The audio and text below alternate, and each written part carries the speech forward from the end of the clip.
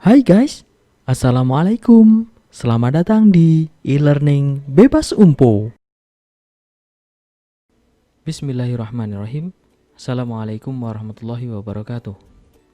Kembali lagi di mata kuliah Rekayasa Perangkat Lunak. Kemarin kita sudah menjelaskan tentang analisis berorientasi objek bagian yang pertama. Kali ini saya akan melanjutkan pada pendekatan analisis berorientasi objek bagian yang kedua. Oke, kita lanjutkan. Kita melakukan pembahasan lanjutan dari pendekatan analisis berorientasi objek menurut metode Koth-Jordan, di mana metode Koth-Jordan ini mempunyai 5 pendekatan. Yang pertama adalah menentukan kelas dan objek, atau finding class and object. Itu yang pertama. Kemudian yang kedua, identifikasi struktur. Jadi mengidentifikasi strukturnya, mulai dari struktur inheritance-nya, generalisasi dan spesialisasinya, kemudian ada whole part-nya, nanti akan diidentifikasi. Kemudian yang ketiga adalah identifikasi subjeknya. Nah, yang keempat, pendefinisian atribut, defining attributes, dan yang kelima adalah pendefinisian service-nya, service dari atribut-atribut yang telah ditampilkan. Oke, yang pertama kita akan jelaskan penentuan kelas dan objek. Pengertian objek adalah suatu abstraksi dari suatu lingkup permasalahan atau implementasi yang menggambarkan kemampuan dari sistem untuk menangkap informasi tentang objek tersebut, berinteraksi dengan atau keduanya, kemudian pembungkusan atau dibungkus disatukan, digabung pada nilai atribut dan servisnya. Jadi objek itu suatu abstraksi di mana di dalam abstraksi tersebut terdapat nilai atribut dan nilai servisnya atau nilai operasinya, seperti itu. Nah, berbeda dengan kelas. Kalau kelas adalah suatu gambaran dari satu atau lebih objek. Tuh, jadi kelas itu merupakan kumpulan dari beberapa objek. Bisa juga penggambaran dengan sekumpulan atribut dan servis yang sama. Jadi kalau ada beberapa objek di mana objek tersebut mempunyai servis dan atribut yang sama, jika dikumpulkan maka itu bisa dikatakan suatu kelas. Menggambarkan bagaimana untuk menciptakan objek-objek baru dalam suatu kelas, seperti itu. Nah, simbol ini digunakan untuk merepresentasikan generalisasi kelas dari lingkup permasalahan yang berhubungan dengan objek-objek yang digambarkan dengan spesialisasi objek tersebut. Kelas dan objek adalah suatu istilah yang berarti suatu kelas dan objek yang ada di kelas tersebut. Nah, ini satu kelas punya atribut dan punya servis. Ada juga kelas dan objek sama, di mana satu kelas itu mempunyai kumpulan beberapa objek yang mempunyai atribut dan servis yang sama. Yang kedua adalah identifikasi lapisan struktur. Struktur adalah suatu ekspresi dari lingkup permasalahan yang kompleks, berhubungan dengan tanggung jawab terhadap sistem tersebut. Istilah struktur digunakan sebagai sebuah istilah yang menggambarkan struktur generalisasi, spesialisasi atau genspek, dan struktur keseluruhan dan bagiannya, yaitu istilahnya dengan istilah whole part. Struktur genspek termasuk kebagian perbedaan antar kelas dalam 3 aspek dasar metode pengorganisasian. Struktur genspek dikenal sebagai struktur is a atau is kind of. Contohnya, kelas mobil adalah generalisasi, sedangkan sedan, truk, minibus, dan lain-lain merupakan spesialisasi 1, spesialisasi 2, dan spesialisasi selanjutnya, yaitu kelas yang mempunyai sifat-sifat yang khusus. Seperti itu. Nah, contohnya seperti ini. Ini adalah suatu bagian atau simbol dari generalisasi dan spesialisasi. Generalisasi misalnya taruh sini. Ini adalah mobil, kita contohkan tadi. Mobil mempunyai atribut dan servis yang sudah ditentukan. Nah, mobil ini mempunyai spesialisasi tersendiri. Misalnya ini adalah minibus, kemudian ini adalah sedan, kemudian mungkin ada lagi spesialisasi yang lain, misalnya truk dan sebagainya. Ini mempunyai atribut dan servis masing-masing juga, seperti itu. Jadi istilahnya generalisasi itu adalah kata umum, kalau spesialisasi itu adalah kata khusus. Dengan struktur GenSpec, pewarisan digambarkan secara eksplisit terhadap atribut dan servisnya. Nah, penghubung di antaranya merupakan setengah lingkaran tadi ya. Setengah lingkaran ada garisnya, seperti itu. Kemudian berbeda dengan struktur whole part, di mana struktur ini digambarkan dengan objek yang bagian atas dan objek yang pada bagian bawah dari simbol kelas dan objek. Dengan garis penghubung di antaranya, whole part dikenal sebagai struktur HSE. Contohnya, kelas mobil adalah whole dan komponen dari mobil tersebut, misalnya mesin, rangka dan lain-lain, itu merupakan part 1, part 2 dan part sebagainya. Jadi kalau digambarkan seperti ini, di mana whole itu adalah mobil. Nah, kemudian part 1, part 2 dan part yang lainnya itu adalah bagian dari. Jadi mobil itu mempunyai bagian-bagiannya, contohnya mesin, kemudian ada kerangka, kemudian ada lagi mungkin ban, kemudian ada lagi mungkin bagasi atau jok atau sebagainya. Nah, ini tandanya disimbolkan seperti ini, ada garis kemudian ada arah anak panah, seperti itu adalah simbol whole part. Kalau simbol GenSpec yang tadi itu adalah setengah lingkaran. Kemudian yang ketiga, identifikasi lapisan subjek. Subjek adalah suatu mekanisme yang membantu pembaca untuk menganalisa model permasalahan dari yang kecil hingga yang besar atau yang kompleks. Kita simpulkan bahwasanya subjek itu adalah seperti ini. Nah, jadi subjek itu kumpulan dari kelas dan objek yang bermacam-macam, seperti itu. Jadi kalau misalnya ada kelas, ada objek, ada suatu sistem di mana sistem tersebut itu mempunyai beberapa kelas dan beberapa objek, maka sistem tersebut atau bagian yang paling tinggi dari sistem tersebut itu merupakan sebuah objek. Nah, istilahnya akar yang paling tinggi dari sistem rootnya subjek dan kelas itu dinamakan sebagai subjek. Penggambaran dari simbol di atas dengan lapisan yang berbeda dapat dilihat pada gambar di bawah ini. Ini adalah simbol dari subjek, seperti itu. Kemudian yang keempat, pendefinisian lapisan atribut, di mana atribut adalah beberapa data di mana setiap objek di dalam suatu kelas mempunyai nilai tersendiri. Nah, bagaimana kita bisa mendefinisikan atribut? Yaitu dengan cara yang pertama adalah identifikasi atribut tersebut. Nah, misalnya mobil itu punya atributnya itu apa saja? Mungkin dari warnanya, kemudian dari bentuknya, mungkin dari spesifikasi mesinnya, seperti itu. Yang kedua adalah mencari posisi atribut. Nah, posisinya, misalnya posisinya itu seperti apa, diposisikan seperti apa. Dia merupakan suatu kendaraan yang menghubungkan antara kantor A menuju ke kantor B. Nah, itu akan dihubungkan melalui message lane yang nanti akan kita bahas, atau instant message. Nah, itu akan kita bahas nantinya, di mana posisi tersebut itu masuk ke dalam suatu atribut tersebut. Nah, kalau kita ibaratkan yang lain, misalnya ada objek dosen. Nah, posisi dosen itu di mana? Dia sebagai apa? Nah, seperti itu. Yang ketiga adalah identifikasi instance connection, atau istilahnya hubungan antara satu objek dengan objek yang lain. Gimana hubungannya? Dia hanya boleh berhubungan dengan objek mana dan objek mana, misalnya seperti itu. Untuk identifikasi atribut perlu menjawab beberapa pertanyaan di bawah ini. Yang pertama adalah bagaimana kita mendeskripsikannya secara umum. Apakah objek ini termasuk dari umum atau kata-kata umum atau kata-kata khusus.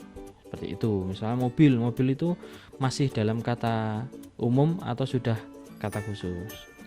Yang kedua adalah bagaimana kita pada permasalahannya. Nah, maksudnya pada permasalahannya dia itu, objek itu pada sistem punya tanggung jawab apa, seperti itu. Dia yang mempunyai servis seperti apa, gitu. Bagaimana kita mendeskripsikan pada bentuk tanggung jawab terhadap sistem. Nah, ini tanggung jawabnya itu seperti apa dari suatu sistem akademik. Misalnya dosen itu tanggung jawabnya apa? Tanggung jawab adalah melaporkan nilai, memberikan mata kuliah atau menyampaikan mata kuliah. Nah, seperti itu. Yang keempat, apa yang harus diketahui? Nah, yang harus diketahui itu apa? Dia punya atribut apa? Misalnya dia punya nama, dia punya NIK, dia punya alamat, dia punya nomor telepon. Nah, seperti itu.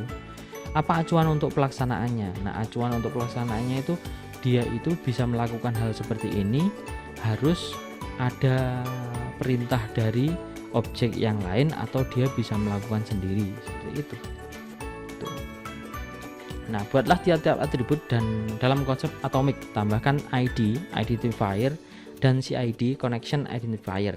Nah, sehingga dapat dipergunakan pada spesifikasi teks yang diperlukan. Maka nanti akan diperlukan namanya ID dan CID, nanti akan kita bahas.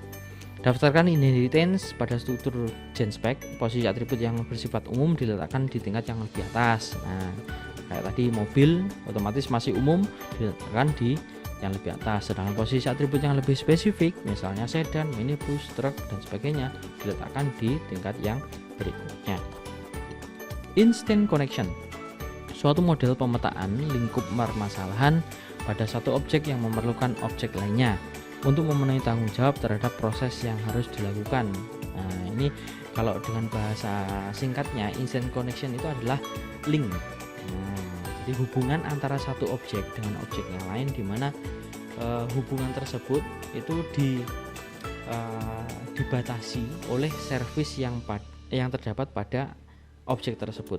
Jadi suatu objek itu kan punya atribut dan servis. Nah, servis itu membatasi hubungan antara satu objek tersebut dengan objek yang lain. Instant connection merepresentasi bagian dari state information yang diperlukan oleh sebuah objek. Itu. Jadi hubungan link itu merepresentasikan bagian dari state information. Jadi dosen itu hubungannya dengan apa saja. Jadi kalau dosen itu, objek dosen itu hubungannya hanya dengan mahasiswa dan fakultas, otomatis tidak bisa berhubungan dengan bagian yang lebih lain lagi. Misalnya mungkin berhubungan dengan rektor. Nah, itu kan nggak bisa hubungan langsung. Jadi mungkin ada objek tersendiri yang nantinya bisa dihubungkan dengan rektor, misalnya seperti itu.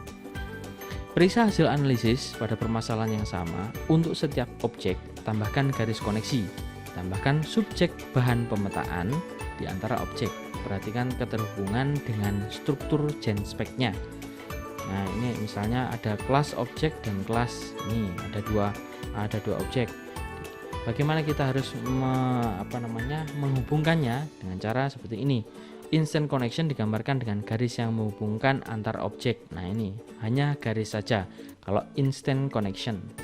Nah, jadi hubungannya misalnya ada objek dosen berhubungan dengan objek fakultas atau mahasiswa.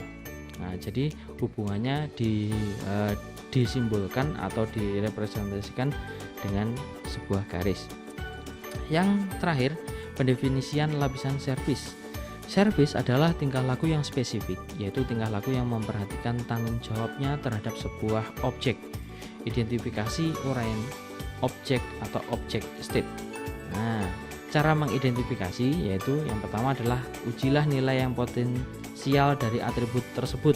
Maksudnya potensial itu dia bisa melakukan apa saja toh. Maksudnya apa saja itu secara umum, secara kesemuanya diuji dulu. Nah, misalnya objek dosen bisa ngapain? Dia bisa merekam, dia bisa mengubah, dia bisa menganalisa, dia bisa mengurangi, dia bisa maksudnya data ini ya, mengubah data, input data, mengupdate data, memanipulasi data misalnya seperti itu. Kemudian bedakan apakah tanggung jawab sistem termasuk perbedaan kelakuan untuk masing-masing nilai yang potensial. Nah, dari semua uji nilai potensial yang tadi itu dibedakan mana yang dikhususkan untuk objek dosen. Nah, seperti itu. Ketika membuat sistem harus dibedakan. Misalnya dosen hanya dibatasi bisa menginput, bisa melihat, dan bisa mengupdate, seperti itu. Tidak bisa memanipulasi, tidak bisa istilahnya mengedit yang lebih spesifik lagi, seperti itu. Kemudian periksa dengan hasil analisis terhadap permasalahan. Jadi dicocokkan dengan analisa sistem, bagaimana sudah cocok enggak kalau misalnya objek dosen dengan servis seperti ini, seperti itu. Deskripsikan ke dalam diagram objek. Nah, nanti kalau misalnya ingin diimplementasikan itu dengan diagram object state, seperti itu.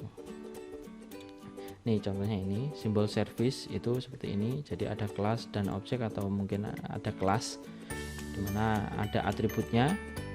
Nah, kemudian ada service-nya.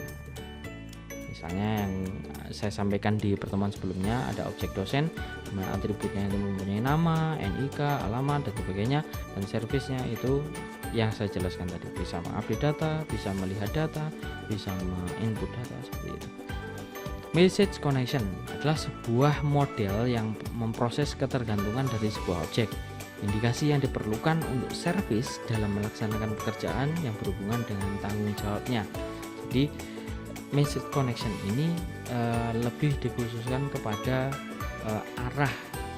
arah hubungan antar suatu objek. Misalnya ada objek sender kepada objek receiver, di mana objek sender ini harus melakukan istilahnya melakukan proses data, misalnya ya, proses data di mana data itu harus diserahkan kepada receiver. Nah, seperti itu. Contoh, sender ini adalah, saya ibaratkan adalah TU, dan receiver ini adalah misalnya dekan. Nah, dekan. Nah, tanggung jawab dari TU kepada dekan itu adalah mungkin memproses data atau kaprodi lah ya, dekan atau kaprodi. Nah, di mana kaprodi kalau misalnya ingin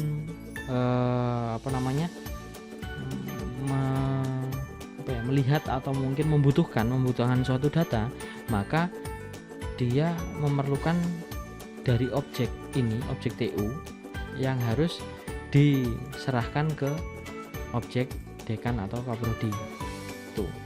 Jadi ini objek sender itu harus menyerahkan atau mengirimkan data ke receiver, objek receiver. Jadi ada model yang memproses ketergantungan dari sebuah objek. Jadi receiver ini itu menggantungkan dirinya, atau istilahnya menggantungkan proses olahan datanya dari objek sender.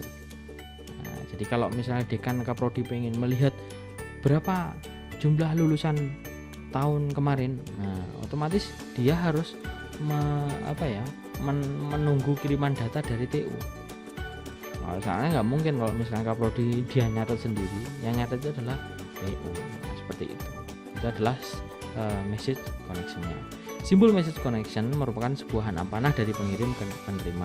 Anak panah berarti mengirim sebuah pesan, sedangkan penerima menerima pesan tersebut dan mengembalikan pesan tersebut setelah diproses terlebih dahulu. Biasanya message connection menghubungkan antar objek daripada antar kelas. Itu dari antar kelas atau antar objek itu saling ada message connection-nya. Nah, ada suatu contoh studi kasus di mana saya ambil contoh ini, yaitu sistem informasi keperpustakaan misalnya. Nah, hasil analisa berorientasi objek dengan metode Code-Jordan. Nah, yang pertama adalah identifikasi objek sistem informasi keperpustakaan.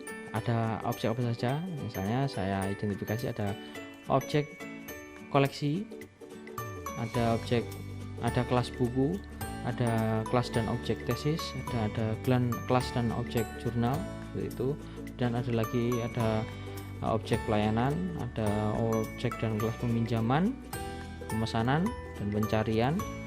Kemudian ada objek anggota, ada kelas dosen, ada kelas mahasiswa, kelas dan objek mahasiswa, ada kelas dan objek registrasi, ada peminjaman. Seperti itu. Dan yang kedua, identifikasi struktur genspeknya. Nah, misalnya koleksi atau objek koleksi itu merupakan generalisasi dan spesialisasi dari buku, tesis, dan jurnal. Nah kan, betul kan? Jadi koleksi dari perpustakaan itu yang dimiliki apa saja? Ada buku, ada tesis atau tugas akhir, dan ada jurnal. Kemudian anggota itu spesialisasinya siapa saja? Anggota itu bisa dosen, bisa mahasiswa. Gitu. Kemudian ada pelayanan. Nah, ada objek pelayanan di mana spesialisasinya adalah pelayanan itu di dalamnya itu bisa peminjaman, bisa pemesanan, dan bisa pencarian. Kemudian identifikasi whole part. Nah, whole part ini bagian dari. Nah, misalnya pelayanan itu merupakan bagian dari koleksi dan anggota. Jadi di dalam pelayanan itu harus ada koleksinya. Maksudnya yang dilayani itu siapa? Yang pertama adalah anggota, dan objek yang dilayani itu adalah koleksinya. Seperti itu bagiannya. Kemudian identifikasi subjek, ada subjek anggota, ada subjek pelayanan, ada subjek koleksi, dan ada subjek rak. Itu nanti ke objek anggota, ke objek pelayanan, ke objek koleksi, dan ke objek rak, seperti itu. Message antar objek. Nah, ini message. Jadi registrasi itu bergantung pada ada buku, ada jurnal, ada tesis. Kemudian dosen itu ada ketergantungan data dengan peminjaman, pemesanan, dan pencarian. Mahasiswa juga sama, peminjaman, pemesanan, dan pencarian. Seperti itu. Hubungannya seperti ini. Nah, untuk tugas kalian, tugas ini merupakan tugas dari kelompok kemarin. Jadi silakan analisalah berikut dari aplikasi perangkat lunak yang kalian tentukan di tugas kelompok sebelum UTS kemarin. Ya, kemarin kan ada tugas kelompok di mana satu kelompok membuat satu rekayasa perangkat lunak atau aplikasi. Nah, silakan dianalisa atributnya apa saja, kemudian servisnya apa saja, kemudian struktur genspeknya seperti apa, ya, kemudian instant connectionnya seperti apa. Nah, ini nanti bisa dikerjakan satu orang. Jadi kemarin kan satu kelompok itu ada 4 orang. Jadi satu anak bisa mengerjakan yang atribut, satu anak yang bisa mengerjakan yang servis, kemudian satu anak lagi mengerjakan struktur genspek, kemudian satu anak lagi mengerjakan instant connection. Kalau misalnya kelompoknya kemarin cuma 3 atau mungkin ada yang lebih dari 4 malahan, itu tergantung musyawarah antar kelompoknya saja. Ya, masing-masing anggota kelompok mengerjakan satu analisa di atas, dan submit sebelum pertemuan selanjutnya. Silakan di submit, itu terserah kalian, mau diketik silahkan, mau digambar silahkan, mau difoto silahkan. Yang penting saya melihat kalian sudah ada hasil, ya, seperti itu. Nah, nanti pengumpulannya itu adalah per anak. Jadi pengumpulannya per anak. Nah, nanti yang dikumpulkan itu saya kasih ketentuan lagi, syarat lagi, dimana ketika mengumpulkan itu nanti diberi nama sebelum nama itu ada nama aplikasinya. Nah, misalnya nama aplikasi Sistem Informasi Akademik. Nah, nanti yang dicari apanya? Atributnya. Tuh. Jadi saya tahu seperti itu. Oke, mungkin itu saja yang bisa saya sampaikan. Kalau ada pertanyaan silahkan WA di grup atau komen di grup. ya. Saya mohon jangan japri ya, mending di grup nanti di tag sayanya, jadi lebih lebih umum, jadi orang lain bisa melihat. Jadi kalau misalnya nanya itu satu pertanyaan sudah bisa dilihat sama orang lain, jadi kalau orang lain punya pertanyaan yang sama itu tidak mengulangi pertanyaan yang sudah diajukan gitu ya. Oke, terima kasih, kurang lebihnya mohon maaf. Ya, taufiq wal hidayah. Assalamualaikum warahmatullahi wabarakatuh.